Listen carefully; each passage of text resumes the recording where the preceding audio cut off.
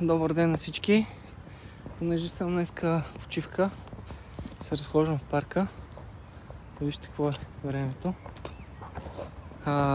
Облачно. Леко е превалявало, даже от време на време превалява леко. Но за мен това е страхотно време за снимане. На каквото ще да е. Дали ще е фотосесия, дали ще е нещо сватбено, семейно е така с децата в парка. Това време е уникално, аз много харесвам. Има няколко предимства. Първо, нали, така има лека мъгла. Второ, няма слънце, което да пречи на всички реално.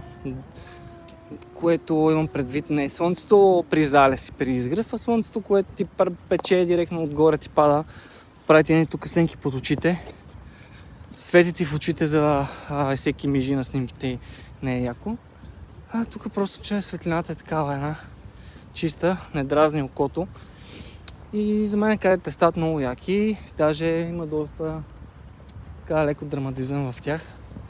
Така че аз това обичам и баловете, примерно май месец. Всички се притесняват дали ще вали, дали няма. Значи аз ви казвам, ако вали дъжд и е такова време, е перфектното време за снимане на бал. Ако е жега и слънце, всички сте потни, изморени и ви е топло, защото сте навлекли с костюми, с въртовръзки, с рокли, не знам си какво. Единственото, което е, че нали мога малко да има студено на абитуриентките, иначе всичко друго